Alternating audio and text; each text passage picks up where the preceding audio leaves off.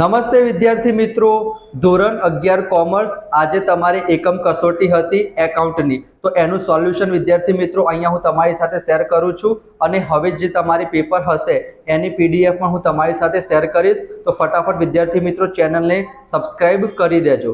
સૌથી પહેલા વિભાગ એના આપણે એમસીક્યુ જોઈએ। ખાલી જગ્યા હિસાબો લખવાની પ્રાચીન પદ્ધતિ છે, તો એમાં જવાબ શું આવશે વિદ્યાર્થી મિત્રો? એ આવશે દેશી નામા પદ્ધતિ।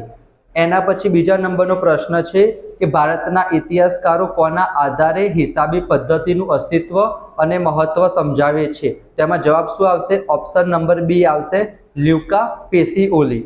ત્રીજા નંબરનો અને ચોથા નંબરનો પ્રશ્ન છે કે દ્વિનોંધી નામા પદ્ધતિના હિસાબો તૈયાર કરવા માટે કેટલા આધારોનો ઉપયોગ કરવામાં આવે છે? તો એમાં જવાબ શું આવશે વિદ્યાર્થી મિત્રો? 3 આવશે। અને હિસાબો તૈયાર કરવાની કેટલી પદ્ધતિ છે? તો એના પણ આન્સર આવશે વિદ્યાર્થી મિત્રો 3।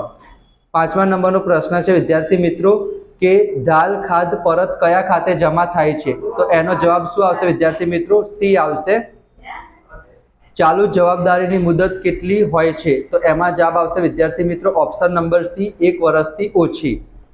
એના પછી વિદ્યાર્થી મિત્રો સાતમા નંબરનો પ્રશ્ન છે કે ધંધાના માલિક દ્વારા જ્યારે ધંધાની મૂડી પૂરી પાડવામાં આવે છે ત્યારે તે કેવી જવાબદારી બને છે? તો એમાં જવાબ શું આવશે વિદ્યાર્થી મિત્રો? આંતરિક જવાબદારી આવશે।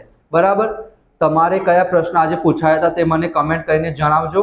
અને આઠમો પ્રશ્ન છે કે ધંધાકીય વ્યવહારોના મુખ્ય કેટલા પ્રકાર હોય છે? તો એમાં વિદ્યાર્થી મિત્રો 2 પ્રકાર હશે। કયા વ્યવહારોની નોંધ હિસાબી ચોપડામાં થતી નથી? તો એમાં વિદ્યાર્થી મિત્રો ઓપ્શન નંબર એ આવશે, બિનઆર્થિક। 10મો પ્રશ્ન છે કયા વ્યવહારોથી લેણદારો દેવાદારોનો સંબંધ ઊભો થાય છે? તો એમાં જવાબ આવશે વિદ્યાર્થી મિત્રો ઓપ્શન નંબર સી, ઉધાર।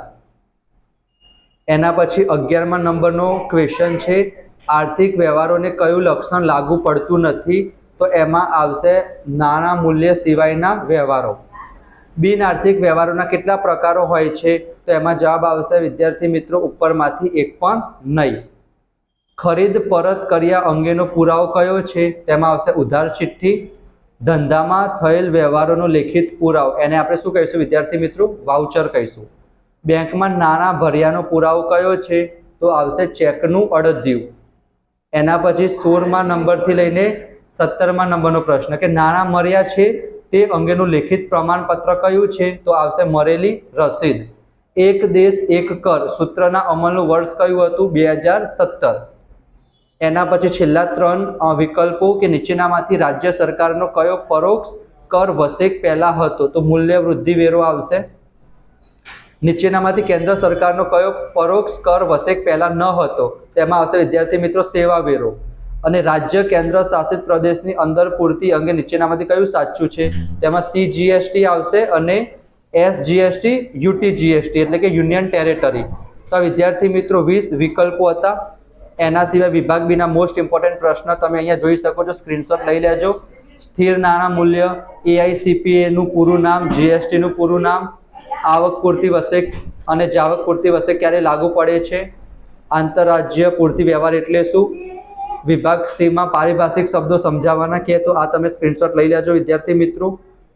અહીંયા તમે 4 નંબર, 5 નંબર, 6 નંબર, 7 નંબર એના પ્રશ્નો જોઈ શકો છો। 8, 9, 10 કયા ખાતે જમા કરશો, કયા ખાતે ઉધાર, એ તમારે જણાવવાનું છે। એના પછી તમારા 13 નંબરનો, 14 નંબર અને 15 નંબરનો પ્રશ્ન। બરાબર, તો આ તમારું એકાઉન્ટનું એકમ કસોટીના મોસ્ટ ઇમ્પોર્ટન્ટ પ્રશ્ન હતા। એના સિવાય બીજા બધા વિડીયો પણ અર્થશાસ્ત્રનો વિડીયો ઓલરેડી અપલોડ કરી દીધો છે, એ પણ તમે જોઈ લેજો। પ્રથમ વખત આવ્યો તો ચેનલ સબસ્ક્રાઇબ કરજો, નોટિફિકેશન ઓન કરજો। તો મળીશું આપણે નેક્સ્ટ વિડીયોમાં, ત્યાં સુધી જય Shri Krishna, Radhe Krishna, thank you so much.